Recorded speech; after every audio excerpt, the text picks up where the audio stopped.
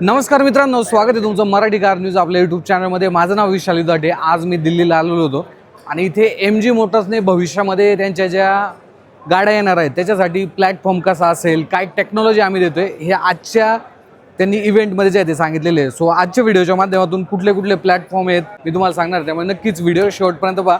चला आपण व्हिडिओला सुरुवात करूया। आता ऑलमोस्ट जर पाहिलं जवळपास 1.5 ते 2 वर्ष झालेले आहेत MG मोटर इंडियाचा कुठलाही JSW MG मोटर्स आता नाव झालेले बरं का, JSW ने सुद्धा इथे पार्टनरशिप केलेली आहे। सो त्यांचा असा नवीन प्रोडक्ट कुठलाही नाही आहे। सो ते थोडेसे लेट झालेले आहेत, बट आता प्लॅटफॉर्म दाखवला आहे। पुढच्या काही दिवसामध्ये त्यांची एक हायब्रिड SUV जे आहे ते भारतीय मार्केटमध्ये येणार आहे। सो चला त्याच्याबद्दल आपण थोडीशी माहिती घेऊया। ओके, तर मित्रांनो आता पहिला प्रोडक्ट जर पाहिलं तर हायब्रिड जो प्लॅटफॉर्म आहे हा यांनी इथे दाखवलेला आहे। ॲडॅप्ट असं जे नाव आहे याला यांनी दिलेलं आहे। अच्छा, याच्यामध्ये बेसिकली काय माहिती आहे का, फ्यूल टँक तुम्ही पाहू शकता, त्यानंतर इथे आहे बॅटरी। आता ही बॅटरी झाल्यानंतर पुढे तुम्हाला एक इलेक्ट्रिक मोटर आणि प्लस एक जे हायब्रिड इंजिन आहे डेडिकेटेड ते इथे पाहायला मिळतं।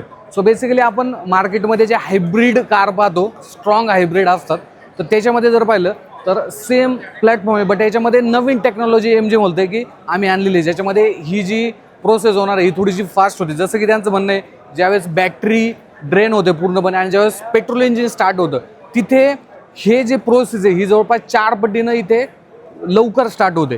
सो जे ट्रेडिशनल हायब्रिड आहे त्याच्यापेक्षा थोडंसं फास्ट जे आहे त्याच्यामध्ये असणार आहे।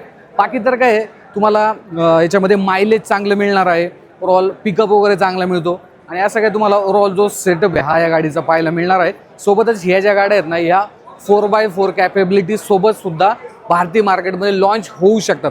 अजून कन्फर्म नाही बट होऊ शकतात। सो असं काय यांनी जो नवीन प्लॅटफॉर्म हा इथे शोकेस केलेला आहे।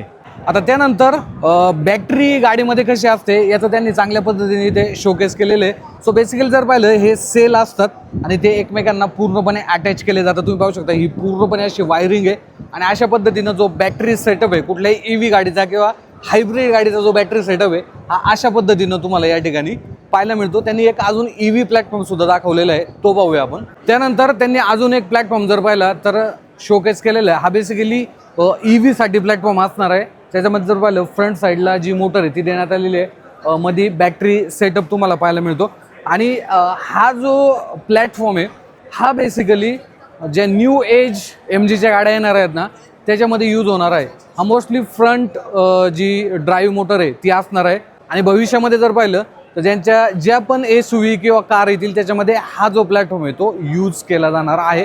सो असा काय तुम्हाला ओव्हरऑल जो सेटअप आहे हा तुम्ही पाहू शकता। पूर्णपणे इथे DC AC चार्जर जो आहे तो तुम्ही अटॅच करू शकता गन आणि इथनं तुम्ही गाडी जी आहे ते चार्ज करू शकता। बेसिकली हे फक्त त्यांनी प्लॅटफॉर्म दाखवलेले आहे, अशी काही गाडी नाही आहे। गाडी ज्यावेळेस बनते त्यावेळेस तुम्हाला माहिती आहे की ती पूर्णपणे प्रॉपर इन्स्टॉल करून प्रॉपर गाडी असते, बट प्लॅटफॉर्म त्यांनी आज दाखवलेले आहे। मला असं वाटत होतं की MGने आहे ना पूर्णपणे गाडी शोकेस करायला पाहिजे होती, बट ठीक आहे।